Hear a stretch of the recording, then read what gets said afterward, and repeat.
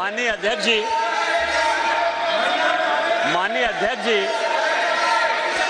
कांग्रेस या उसके समर्थक दल किस तरह से लोकतंत्र का गला घोटते हैं वो मैं उदाहरण हूं। मैं गांव में पैदा हुआ, मेरे माँ पिताजी आज भी गांव में रहते हैं। आज जब मैं पार्लियामेंट के लिए चल रहा था तो मेरी माँ आज एम्स देवघर में भर्ती है सर। उसने मुझे फ़ोन किया कि बेटा यदि पार्टी तुमको मौका देती है तो आज इस बिल के बारे में जरूर बोलो। और इसीलिए कहा उसने कि जो महिला है सर, आज यदि सारे पुरुष यहाँ मौजूद हैं तो उसका कारण महिला है। यदि महिला नहीं होती तो पुरुष का कोई एग्जिस्टेंस नहीं होता। और आज चूंकि कांग्रेस की गलतफहमी है, गलती है सर, और ये जितने अपोजिशन के लोग हैं वो इतने वर्षों तक इस बिल को लेकर नहीं आए। हमारे माननीय प्रधानमंत्री जी ने ये नैतिक साहस दिखाया, हमारी पार्टी ने ये नैतिक साहस दिखाया। आज हम बिल लेकर आए हैं कि इनके पेट में दर्द हो रहा है सर। हम वर्षों से सुनते रहे सर कि जननी जन्मभूमिश्च स्वर्गादपि गरीयसी, यत्र नार्यस्तु पूज्यन्ते रमन्ते तत्र देवता। लेकिन क्या हुआ? इस देश में महिलाएं स्कूल एजुकेशन के लिए परेशान थी। जब तक माननीय अटल बिहारी वाजपेयी जी की सरकार नहीं आई, सर्व शिक्षा अभियान इस देश में नहीं आया, महिलाओं का जो है शिक्षा का लेवल नहीं बढ़ पाया सर। महिलाएं यदि बच्चियां स्कूल जाती थी तो उनको जो है खाना बनाकर जाना पड़ता था सर। और इसको जब हमारे प्रधानमंत्री जी ने देखा तो मिड डे मील स्कीम जब तक कि सरकारी स्कूलों में लागू नहीं हुआ तब तक महिलाओं की संख्या, बच्चियों की संख्या नहीं बढ़ी सर। और उसके बाद जो सबसे बड़ा प्रॉब्लम था, इस देश के प्रधानमंत्री ने जो सबसे बड़ी बात की कि उनको सम्मान दिया सर। सारे स्कूल में, स्मृति ईरानी जी उस वक्त एचआरडी मिनिस्टर थी, सारे स्कूलों में शौचालय बनाकर महिलाएं कैसे अच्छा से पढ़ेंगी, बच्चियां कैसे आगे बढ़ेंगी, उसी का ये उदाहरण है। और उससे आगे बढ़कर आज जो कल से लेकर परसों से लेकर माननीय प्रधानमंत्री जी लगातार बोल रहे हैं कि सही समय है, यही समय। और इसी समय पर आज ये ऐतिहासिक सेशन बुलाकर माननीय प्रधानमंत्री जी ने महिलाओं को जो सम्मान देने का काम किया, उसके लिए हम भारतीय जनता पार्टी के कार्यकर्ता गौरवान्वित हैं। और हम उनका जो है आदर और नमन करते हैं कि उन्होंने महिलाओं को आरक्षण देने का फैसला किया। सर मैं पढ़ रहा था, काफी बातें कही, मैं केवल 2-3 चीजें बताना चाहता हूं, फिर अपने विषय पर आऊंगा सर। ये देश इस संविधान से चलता है और इसका आर्टिकल 82, मनीष तिवारी जी यहां बैठे हुए हैं, कल से लगातार वो संविधान संविधान संविधान की बात कर रहे हैं। अभी सोनिया जी ने भी बोलते हुए बातें कही कि अभी क्यों नहीं लागू कर दिया, कब से लागू कर देंगे। ये देश संविधान से चलता है। मैं आर्टिकल 243D और आर्टिकल 243T, जिसके लिए कि उन्होंने बड़ा अपने आप को गौरवान्वित महसूस किया कि हमने पंचायत में जो है महिला रिजर्वेशन लागू किया, बड़ा अच्छा किया। लेकिन ये आर्टिकल में 243D और 243T हमने तो नहीं दिया। आप दोनों को पढ़ लीजिए, 243D और T क्या पंचायत में किस तरह से रिजर्वेशन होगा और म्युनिसिपल कॉर्पोरेशन में किस तरह से रिजर्वेशन होगा। आपने उसके लिए कभी ओबीसी की बात तो नहीं की। यदि इस आर्टिकल में यदि आपने डाला होता ओबीसी की बात तो आप जब करिए बहुत अच्छा, इतने वर्षों से आपको नहीं दिखाई दिया। उसी तरह से 1947 से लेकर 49 तक ये पूरा संविधान सभा चलता रहा। परसों से यही भाषण सुन रहे हैं सर। इस कॉन्स्टिट्यूएंट असेंबली से लेकर 1952 से लेकर आज तक चुनाव हुआ, कभी किसी ने राज्यसभा में रिजर्वेशन की बात नहीं की, विधान परिषद में बात नहीं की। आज भी राज्यसभा में शेड्यूल कास्ट और शेड्यूल ट्राइब को रिजर्वेशन नहीं है, विधान परिषद में शेड्यूल कास्ट शेड्यूल ट्राइब को रिजर्वेशन नहीं है। आप कौन सी नई बात केवल पॉलिटिकल एंगल के लिए ले आते हैं? आपने जब नहीं किया, जब तक आज तक जो है भारत के संविधान में यह कहा गया कि राज्यसभा में कोई रिजर्वेशन नहीं होगा, विधान परिषद में कोई रिजर्वेशन नहीं होगा। और जब माननीय प्रधानमंत्री जी और भारतीय जनता पार्टी इस बिल को लाती है तो आप कहते हैं राज्यसभा में रिजर्वेशन नहीं है, विधान परिषद में रिजर्वेशन नहीं है। आप पंचायत में कहिए कि कोई ओबीसी को रिजर्वेशन नहीं होगा, चाहे म्युनिसिपल कॉर्पोरेशन में कोई ओबीसी को रिजर्वेशन नहीं होगा। और आर्टिकल 82 है सर, जो एडजस्टमेंट ऑफ ईच सेंसस की बात कर रही है और सीट बढ़ाने की बात, सब पढ़ लीजिएगा इस आर्टिकल को। इसमें कहा गया है कि 2026 तक सभी चीजों को हमने फ्रीज कर दिया है। आप अनकॉन्स्टिट्यूशनल काम करना चाहते हैं, आप उसके ऊपर जो है कहते हैं कि 2024 से लागू कर दीजिए, तुरंत सुप्रीम कोर्ट में जाएगा और सुप्रीम कोर्ट में तुरंत वो स्टक डाउन हो जाएगा। क्या आप चाहते हैं कि महिलाओं को रिजर्वेशन नहीं दें? और जिस तरह से आप केवल राजनीति के माध्यम से इस महिला रिजर्वेशन को लॉलीपॉप बनाते रहे, घुमाते रहे, वही भारतीय जनता पार्टी करे। हमारे प्रधानमंत्री जी हैं जो कहते हैं कि जिसकी मैं शुरुआत करता हूं उसका अंत भी करता हूं। यदि ये महिला रिजर्वेशन यहां आया है तो महिलाओं को अधिकार मिलेगा, मिलकर रहेगा, दुनिया की कोई ताकत इसको नहीं रोक सकती है। लेकिन इनके यहाँ क्या दिक्कत है सर? इनके यहाँ सबसे बड़ी दिक्कत है, और अभी जितने स्पीकर बोलने वाले हैं सर, वो स्पीकर 2026 में ये आर्टिकल 82 पढ़िए, संविधान को जो है पढ़िए, जो संविधान में लिखा हुआ है कि सेंसस होगा, सेंसस के बाद डिलिमिटेशन होगा, और डिलिमिटेशन के बाद जो है हम उसको लागू करेंगे। और ये आर्टिकल 82 कह रहा है, ये 82 कह रहा है।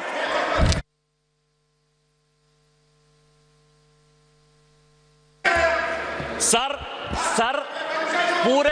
पूरे देश दुनिया में कोरोना के कारण लोग मरे, माननीय प्रधानमंत्री जी के कारण आज 140 करोड़ लोग बच गए। इस पार्लियामेंट को चलाने में आप जैसे लोगों को क्या समस्या होगी सर? लोकसभा, राज्यसभा, लॉबी, सभी जगह सांसद बैठकर कानून पास करते रहे। भाई मरता था तो भाई का लाश जलाने के लिए कोई नहीं जाता था, पिता मरते थे तो पिता का लाश जलाने के लिए बेटा नहीं जाता था। उस कोरोना से बचकर हम आए हैं 2 साल के बाद। आपका तो आपने क्यों नहीं कराया? आपने क्यों नहीं कराया? कितने लोग थे जो रोड पर घूम रहे थे? कितने लोग थे जो खाना खिला रहे थे? सारे जगह के ट्रेन बंद थे, सारे जगह की सब स्थितियां बंद थी। भागलपुर पूरा जो है भारत जो है किस तरह के विकट परिस्थिति में था सर? माननीय प्रधानमंत्री जी 140 करोड़ लोगों को बचा के लाए हैं, और सेंसस जो संवैधानिक चीज है उसको जब हम लागू करेंगे तो ये लागू होगा। आज आप कह रहे हो क्यों नहीं लागू किए? देश में फिर से ये गलत तरह का माहौल पैदा करने की कोशिश कर रहे हैं सर। 2020 और 21 के माहौल के बाद, कोरोना के बाद कैसे सेंसस लागू हो सकता था? कैसे सेंसस हो सकता था? और माननीय गृह मंत्री जी बैठे हैं, हमेशा कहते हैं कि मैं कोई गैर संवैधानिक काम नहीं करूंगा, कोई असंवैधानिक काम नहीं करूंगा।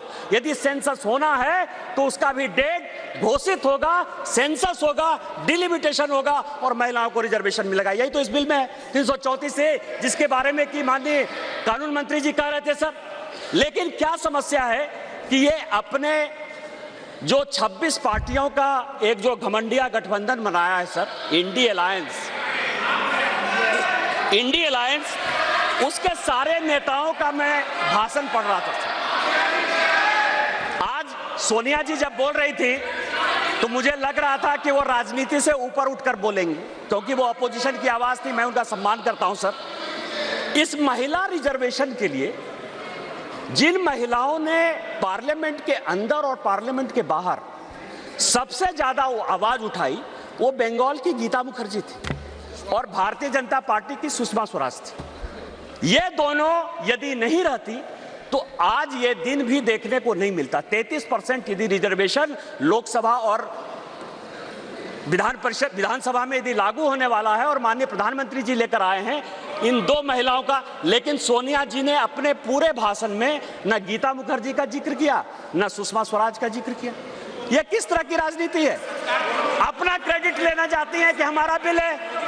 ये बिल आपका नहीं है, आप जो बिल लेकर आए वो गलत बिल है। और यदि इसके लिए किसी ने आंदोलन किया तो वो गीता मुखर्जी है, वो सुषमा स्वराज है। आपने ये नहीं बोलकर इस महिला बिल में भी राजनीति करने की कोशिश की। और आज का पूरा क्रेडिट जो जीता वो सिकंदर, जो गोल मारता है, यहाँ बंगाल के लोग बैठे हुए हैं, जो गोल मारता है उसी के नाम से गोल मारा जाता है। माननीय प्रधानमंत्री जी गोल मारने को तैयार हैं। ये भारतीय जनता पार्टी का बिल है और ये माननीय प्रधानमंत्री जी का बिल है, आपको ये मानना पड़ेगा। दूसरा सवाल है कि इनके जो अपोजिशन के लोग हैं सर, जो 26 पार्टियों का इंडी गठबंधन बना है, इसमें आप समझिए इनकी भावना कैसे है, महिलाओं के बारे में ये कैसा सोचते हैं? ये सोचते हैं, अब नहीं रहे, इसी सदन के सदस्य थे, राज्यसभा के भी सदस्य थे, इनके पार्टी के बड़े नेता थे अपोजिशन के, वो कहते हैं कि परकटी महिलाएं आ जाएंगी, क्या महिलाओं के लिए इस तरह की बातें होनी चाहिए?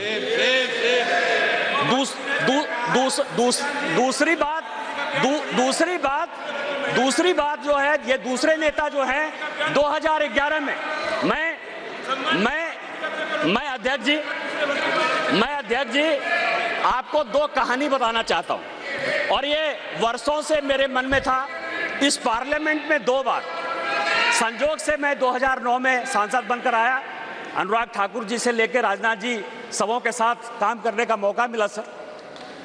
2011 और 2013 में 2 भयंकर घटना हुई इसी वेल में। 2011 में जब 2010 में ये बिल पास हो गया राज्यसभा में, और जब यहाँ 2011 में जिसको कि ये लागू नहीं करना चाहते थे बिल लेकर आए, और जब बिल उधर से इंट्रोड्यूस हो रहा था तो इन्हीं के सहयोगी दल के सांसदों को इसी कांग्रेस ने इसी वेल में पीटा सर। 2 बिल था, एक महिला रिजर्वेशन का 2011 में, और 2013 में प्रमोशन इन रिजर्वेशन।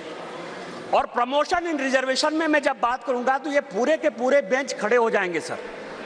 यही वी नारायण स्वामी बिल को पेश कर रहे थे, समाजवादी पार्टी के यशवीर सिंह, शेड्यूल कास्ट थे सर, ये कहते हैं अधिकार की बात, शेड्यूल कास्ट शेड्यूल ट्राइब की बात करते हैं सर। यही यशवीर सिंह यहां पार्लियामेंट में उस तरफ से गए, वी नारायण स्वामी का उन्होंने बिल खींच लिया।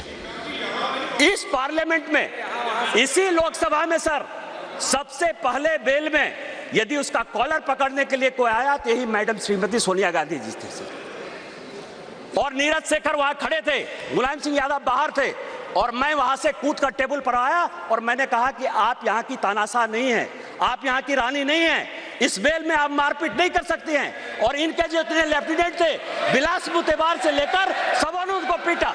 ये दोनों घटनाएं जो है, चाहे महिला रिजर्वेशन का हो, चाहे ये प्रमोशन इन रिजर्वेशन का हो, ये पार्लियामेंट है सर, सबको सत्य बोलना चाहिए। और मुलायम सिंह यादव ने कहा यदि बीजेपी नहीं होती तो आज के डेट में हमारे सांसद नहीं बचते। आपने तो सांसदों की हत्या करने की कोशिश की, और उसी दल के साथ, उसी 26 दल के साथ ये आए हैं जिनका की मानसिकता ही नहीं है कि महिला को रिजर्वेशन मिले। चाहे वो राष्ट्रीय जनता दल है, चाहे वो समाजवादी पार्टी है, चाहे इनके सारे मुस्लिम एमपी हैं, चाहे कोई भी पॉलिटिकल पार्टी जो इनको सपोर्ट कर रही है सर, और उन्हीं के दबाव में ये कानून के विरोध में जाकर, इस संविधान के विरोध में जाकर, और उसके सारे उदाहरण है कि 96 से लेके आज तक क्यों नहीं लागू हुआ, उसी के कारण ये कभी ओबीसी रिजर्वेशन की बात करते हैं, कोटा विद इन कोटा की बात करते हैं, राज्यसभा में जो है उसको अधिकार देने की बात करते हैं, विधान परिषद में क्यों नहीं रिजर्वेशन दिया उसकी बात करते हैं, फिर वो बात करते हैं कि 2024 से क्यों नहीं लागू होगा। इनको सब कुछ पता है, ये देश संविधान से चलता है। हम एक गरीब परिवार के बेटे होकर इस पार्लियामेंट में आए हैं सर। जैसे मैंने बात कही कि मेरे माँ पिताजी आज भी गांव में रहते हैं।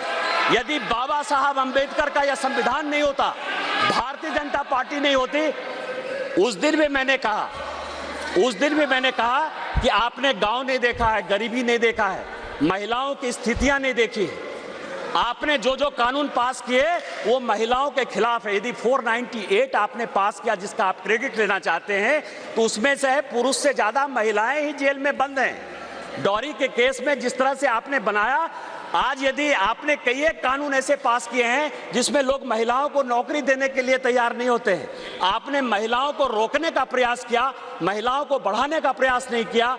और हम जो बिल लेकर आए हैं, जो माननीय प्रधानमंत्री जी के नेतृत्व में ये इतिहास रचने जा रहा है, और ये जो ऐतिहासिक पल है, और स्पीकर साहब आपके जीवन का जो ऐतिहासिक पल है कि उस कुर्सी पर आप विराजमान हैं, जिस पल में ये इतिहास बन रहा है वो केवल और केवल माननीय मोदी जी की देन है, भारतीय जनता पार्टी की देन है। हम संविधान सम्मत काम करते हैं, और मेरा सबों से आग्रह होगा कि दल पार्टी से ऊपर उठकर जो ये संविधान आर्टिकल 82, 243D और 243T जिन आधार पर यह संविधान चलता है, उसके आधार पर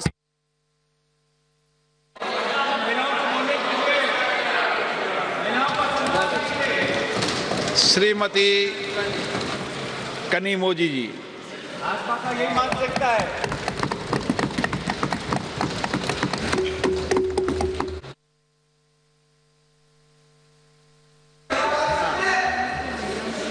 you, sir. Arey, what nonsense is this, yeah? What is this, sir? Heckling? What is heckling? She's not. What is this? I haven't even started. Sir, what I is don't this, even yeah? understand. நீங்க என்ன பேசுறாலும் புரியாது. I know. எதுக்கு புரியாம பேசுற? Sir, ये भाजपा का मानसिकता है। sir, what is this? She's not even started and your member is heckling us, speaker. This is the respect for women. Exactly, sir. What is this? I don't even understand what he says. What is the point in saying this? What is it?